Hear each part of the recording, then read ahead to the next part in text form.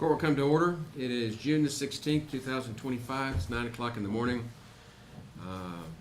And the Kerr County Commissioners Court is now in session. This is a special meeting to consider item 1.1, which is consider, discuss, take appropriate action regarding a request for proposal, an RFP, for the lease of the Juvenile Detention Center.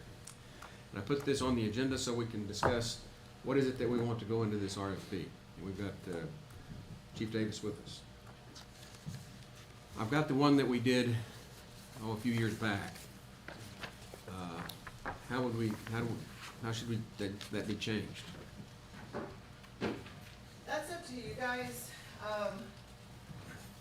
The one that we did a few years back really specifically addressed needs and wants of the county, and was for a facility that would be post-adjudication placements of Texas youth, presumably Texas, I mean, mostly. But the one that's being proposed, the entity that is interested, will not be placing Texas youth who have been adjudicated for offenses under the Texas system. They are looking toward federal placement of migrant children, and we don't know a whole lot more than that, whether or not they've been convicted of offenses in Texas or other states. So really, that's a question for y'all about what appetite you have for a facility like that, and kind of what restrictions you would want to include in the RFP. In the RFP that y'all submitted twice before, you restricted children who were could be placed there by the Texas Juvenile Justice Department. So that's a consideration you want to think about, how you would want to word that and impose the same type of restriction in this, because it could be countrywide or not. We don't really know how we could specifically exclude children who've been adjudicated and placed in a facility like that. And we also wanted to fit what Jacqueline was kind of coming up with. Well, let's back the train up a little bit and reestablish where we are. In the past, what we've talked about is we did not want TJJD kids placed here. And we've had the opportunity to enter into contracts with the TJJD on that before, and we have declined. And I'm looking at it, Jason, correct? Yes, Your Honor. Okay. And we have, there's the difference between a detention facility and a placement facility. And the detention takes them on short-term detentions, which are usually 2 to 3 weeks. And the placement is usually longer term, more like 5 or 6 months. Again, am I on track? Yes, sir. Okay. One of the things that we've always wanted to be particularly careful about is not bringing in unreasonably dangerous juveniles into our community. And there's always the consequence of their misbehavior while they're here would be handled by me as the juvenile judge for Kerr County.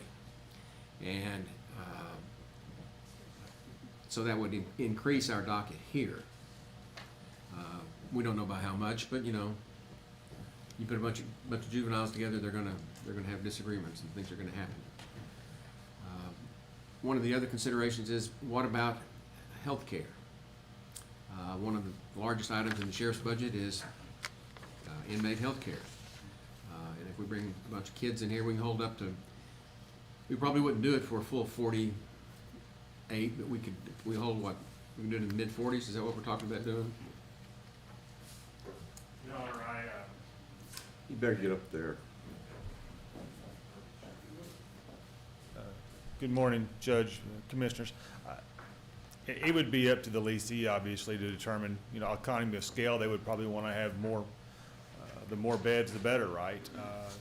From an administrator's perspective, You know, I would probably want to contract for the 48. I probably wouldn't want to run it at 48 because it's pretty tight. Right.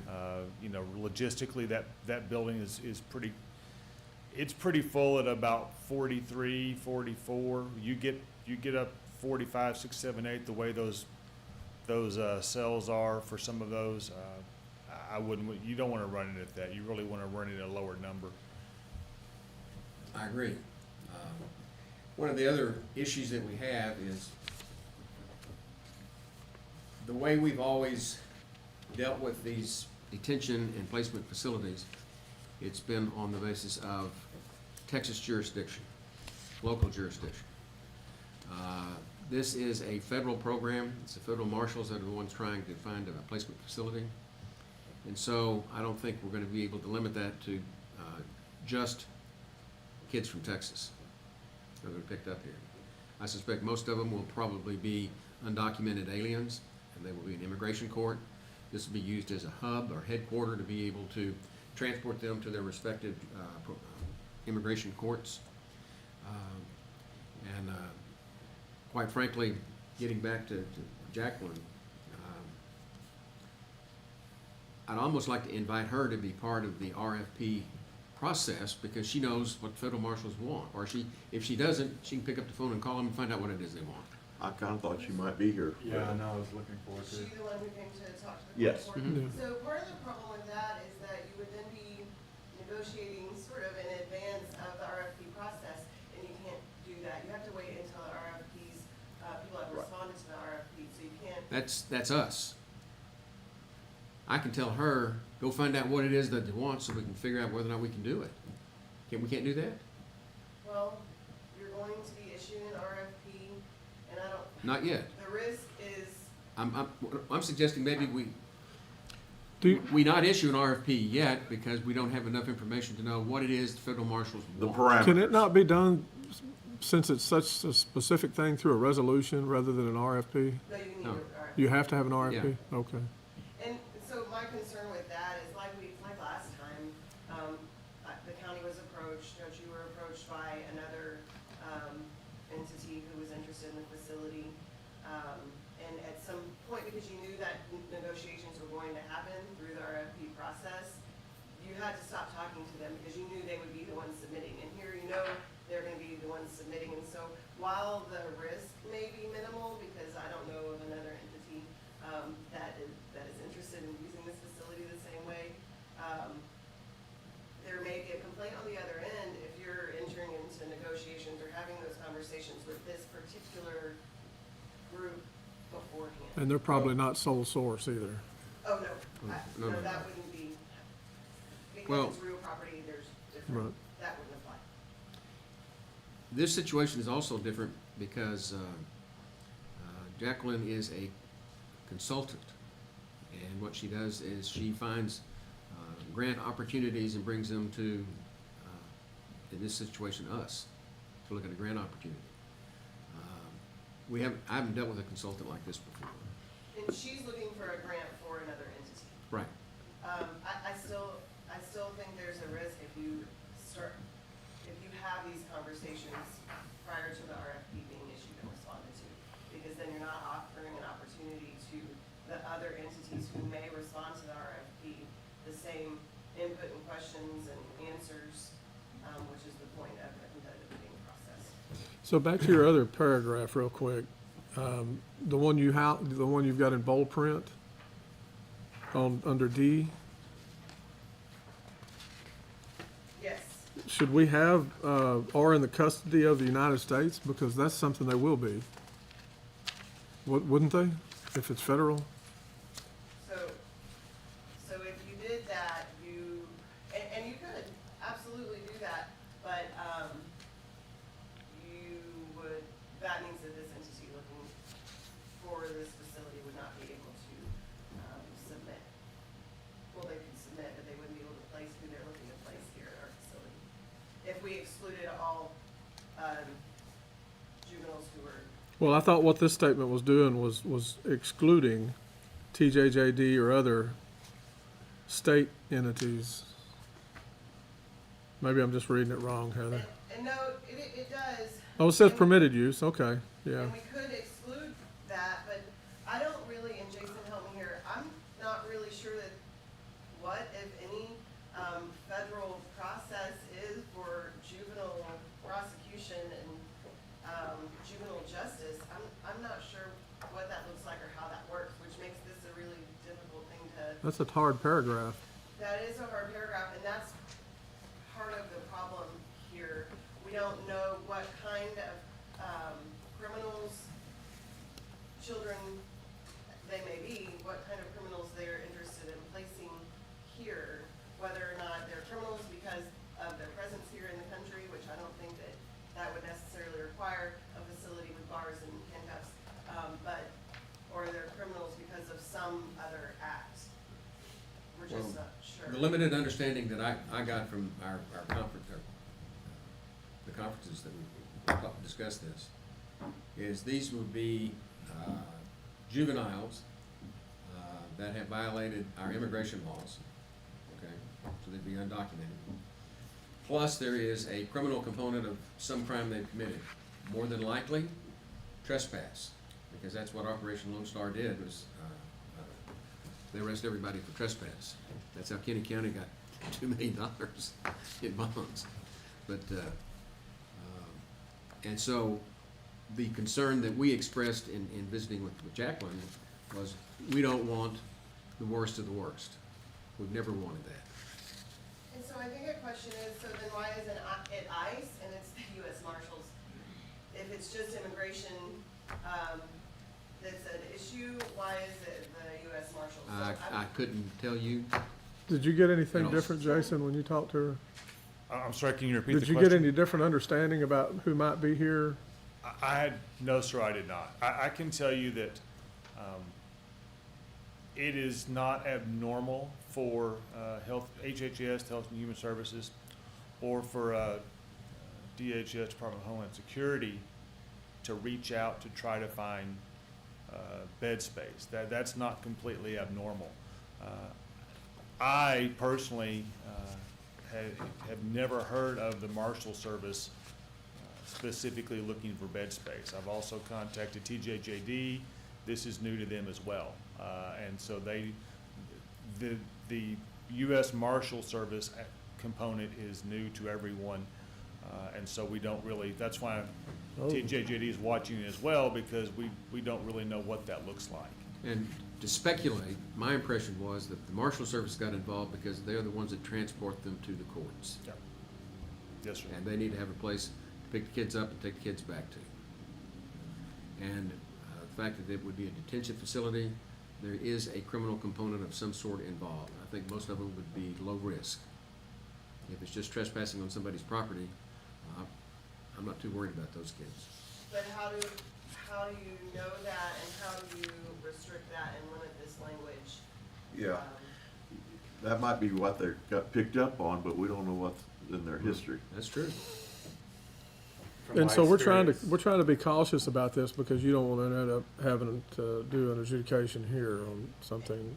With the Well, adjudication, it's not that's that- more work for a probation department, the prosecutor's office, and law enforcement. This will impact, it's not just the process in the courtroom, it will impact several other, departments in the county, and certainly the sheriff's office will have to respond to any of the offenses committed out there at the facility. Well, that's the reason I was trying to get my head wrapped around why we're, which is fine, but I'm not disagreeing, but why we're doing it in the process we are. I think there should be some terminology like federal authorities instead of trying to break it down between ICE and the US Marshals. From my experience, I had them on one of my reservations. They asked 5 times to do this very similar thing because we had excess building capacity. The only time they actually did this was as a transportation component, like you mentioned, but they also did do site security. The US Marshals thought that was kind of a waste of talent, but okay. But they were supporting Health and Human Services. They did the cordon, security, and all that, but the main mission was HHS. I would assume in this regard, the main mission should be ICE, right? They're gonna be running a facility, they're jailers, they know how to do that.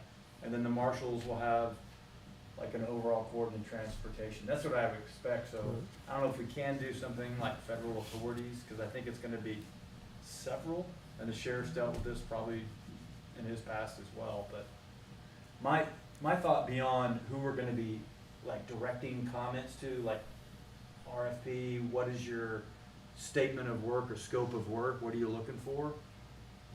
I wanna make sure we capture what we have to do for this facility, and I think you have a paragraph which talks about that already. But in terms of, since Jason's up there right now, like no kidding what we would have to do, what is our responsibilities as a county to get this ready for them to turn over keys in the future? Cause there's gonna be a considerable amount of work that has to be done, and we all know that, having probably been through there and seen the storage, the maintenance of the building, and then determine how much of the building we let over to them. And I don't know, but I would like to see that captured in the document. We're the landlord, we're the lessor. I thought it has in here that they basically, it's as is almost. It is. Yeah, The real incentive for us to do I this saw that, is to but- bring the facility up to regs On their dime. on their dime. yeah. And there'd be some kind of consideration, with regard to the amount that we would charge them. Sure. To accommodate that. But, rather than us having to advance the money to bring it up to speed and then offer it for use, the reason it was attracted to us before, and the reason we're even looking at it this time, is this is someone who is willing to improve the facility and bring it up to regulation. One other consideration that, I think was pretty big for the court, and the rest of us before, was that it would be a facility where we could have, carve out several beds. Three so that beds. We could What we're doing.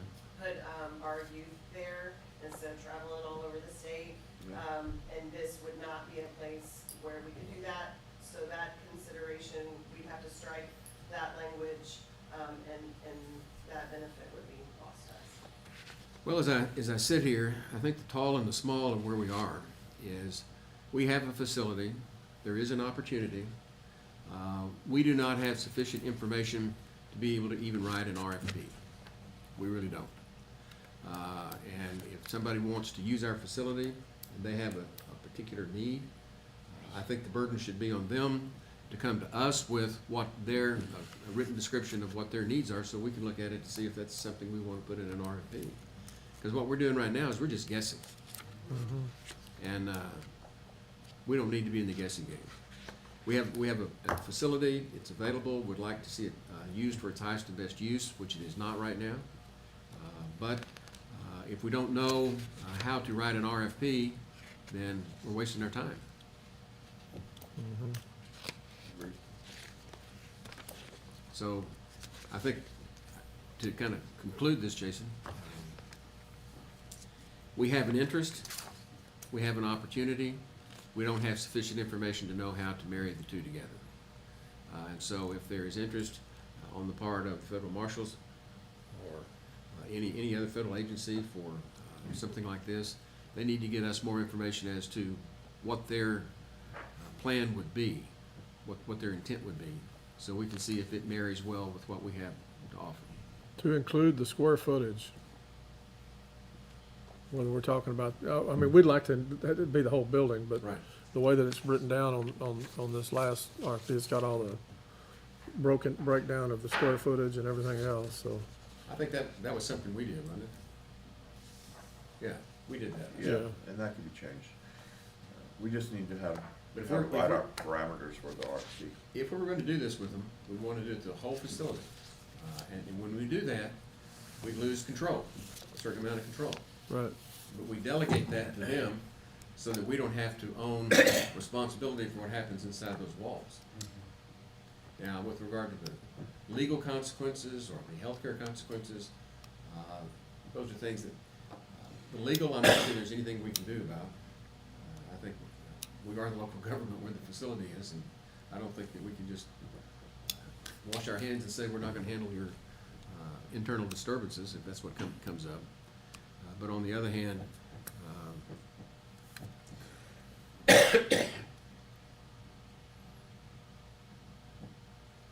on healthcare, we can probably contract that out with a contractual requirement that they provide the health care for their inmates, the juvenile We'd inmates. have to have that. And that would probably protect us from the indigent health care, to contractually require them to provide that.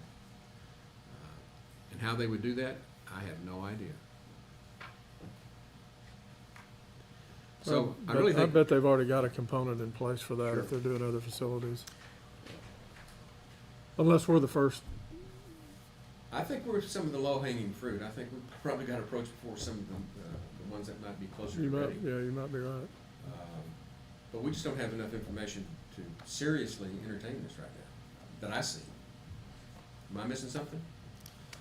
No, Your Honor, I would, if we could be provided, if someone could point us the direction of the RFP or RFQ or whatever that the feds have issued, right, that would give us a better idea of their population and their parameters. I would be interested in seeing that document. Not that we want to try to fulfill that ourselves, but just to see, okay, this is the end game of what the Marshal Service is looking at. That would be very good information for us to have so that we can say, yes, this is something that you, so you can make an informed decision. If we could get that document that the feds have out, I think that would be a great benefit to this court. Well, I turn to the county attorney. We still have to do what's legal. We have a situation here where we actually have a grant consultant. That's not something we've done in the past. Can we have her check things out and come back and provide us information so that we can know whether or not we want to put together an RFP? If she has a document that shows what they're looking for and their purpose and their, structure, what this looks like, if she provides that to us, that's probably okay. Okay? I would think so, because then on one hand, we could say, no, that doesn't fit us at all, and go forward. I mean, or yes, yea or nay. Well, the difference will be is that we can look at and find out what the feds want, write our RFP according to that, and then it'll be up to that contractor to decide Sure. if they want to meet up to that. See if it fits.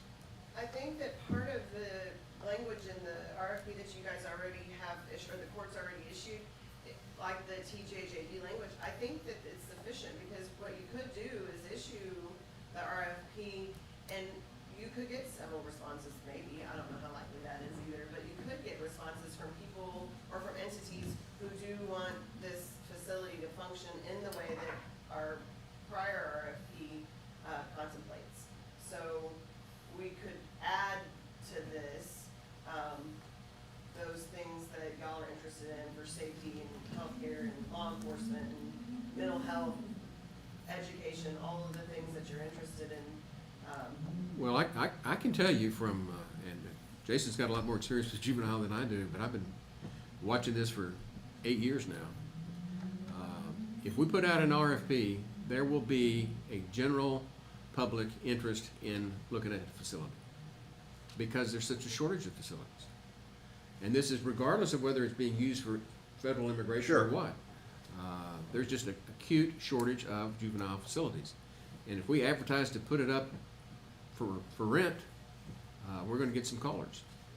So I don't think we take out necessarily what's in here already, but adding to so that we can make sure that the spirit of what you've already decided you want out there is, it's still being considered. What's Jacqueline's last name? Klein. Klein. That's right.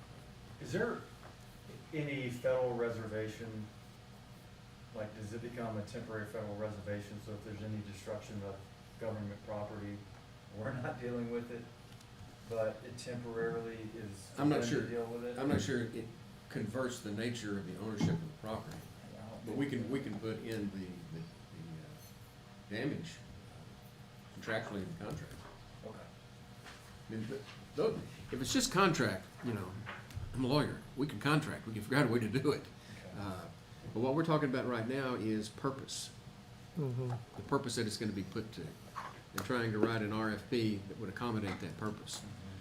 And I think where I'd like to kind of leave this today is it's pretty clear to me, whatever contact we have with Jacqueline Klein, who is trying to represent the U.S. Marshals in this situation, that would be her client. I would want some participation from the county attorney's office in that process, so it's not Jason talking to her, Jason and me talking to her, it's you, because that way we would know, you could tell us, you gotta stop right there, you can't ask any more about that, you can't go down that path. To make sure that if we can get one put together, that it would be enforceable, and we wouldn't be liable. I'm happy to visit with her. Yeah. So why don't we put together just a ad hoc committee of Jason and Heather and myself to follow up with Jacqueline and report back to the court where we are in terms of, can we write an RFP or not? And if we can, what it would include. That way you've got something to consider. So we can table this? Yeah, just table it. Sounds good. Any other input? Any other business before the court? Then we are adjourned.